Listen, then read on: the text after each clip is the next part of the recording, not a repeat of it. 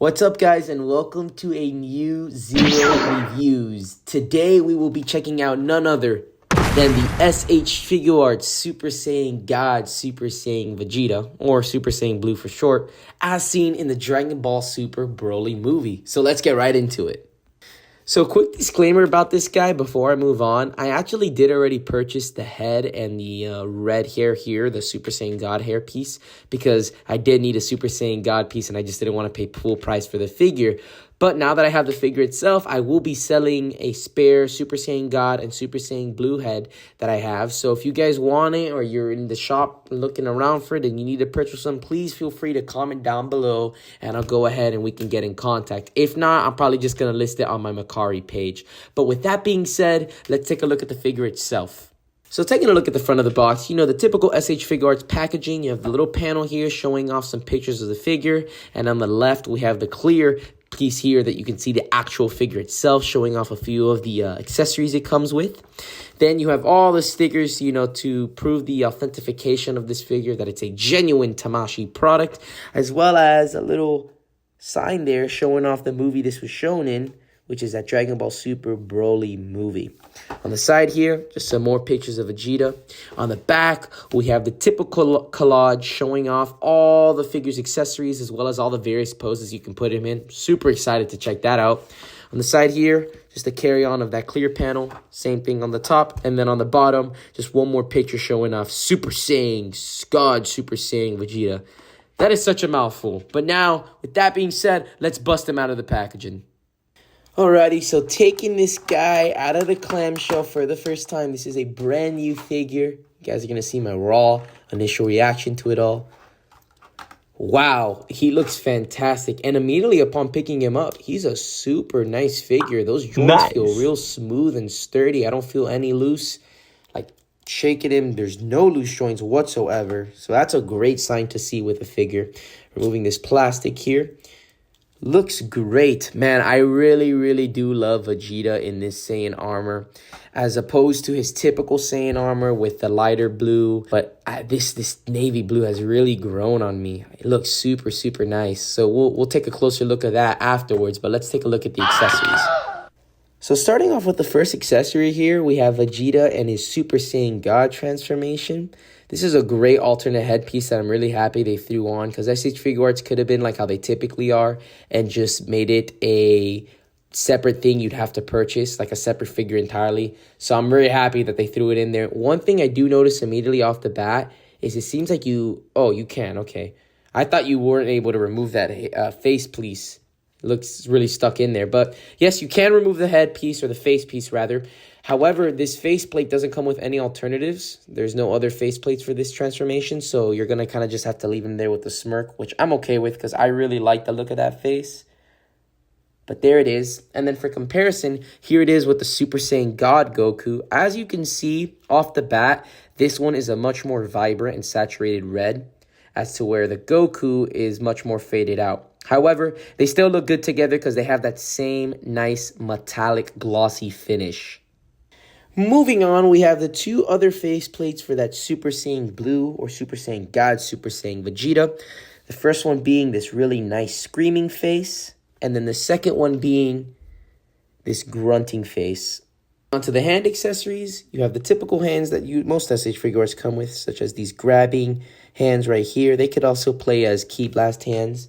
Then you have the traditional Ki Blast hands with his fingers fully spread out and he's open palm there.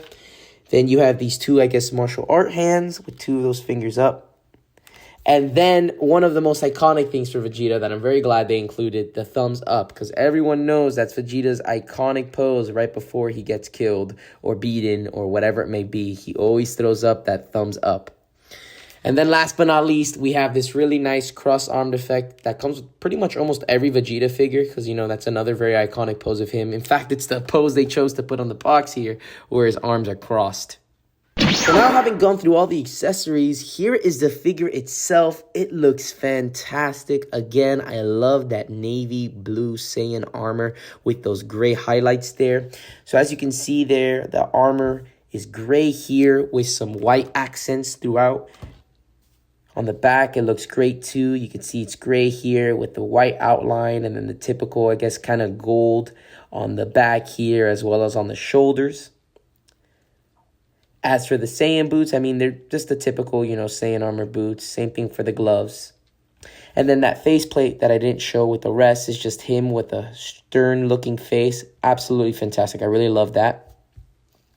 So for a size comparison, here he is with the Super Saiyan Gohan here, or I guess my custom kit bash. But as you can see, he scales pretty well. Vegeta is on the shorter end, so he scales pretty accurately with that Gohan.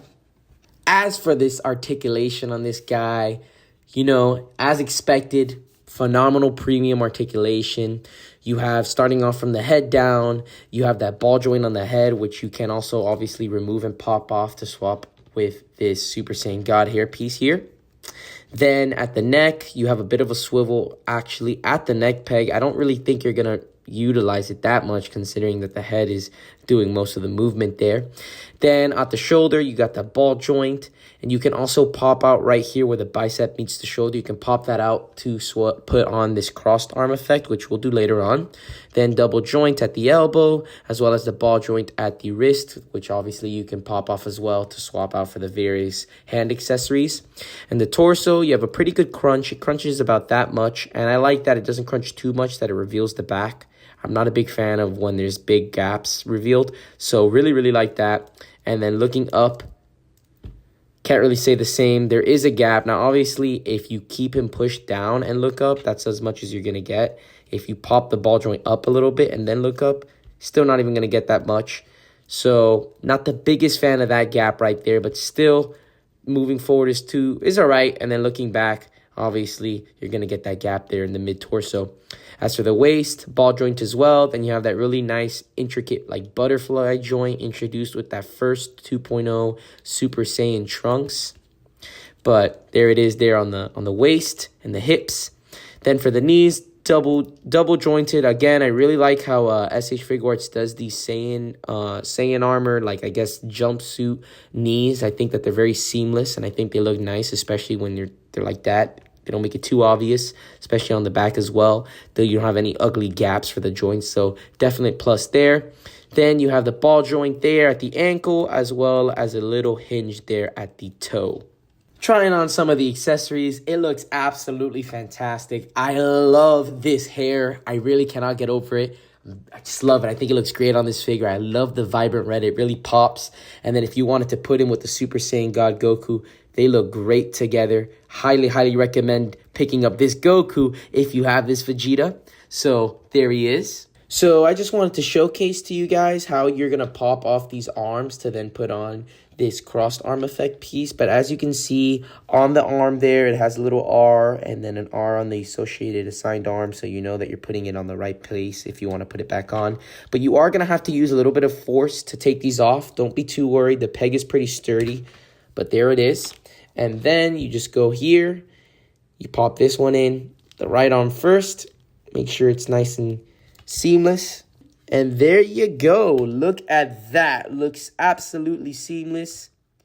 Even from behind, there's no ugly joints or holes sticking out. So really big fan of that. Big props to that.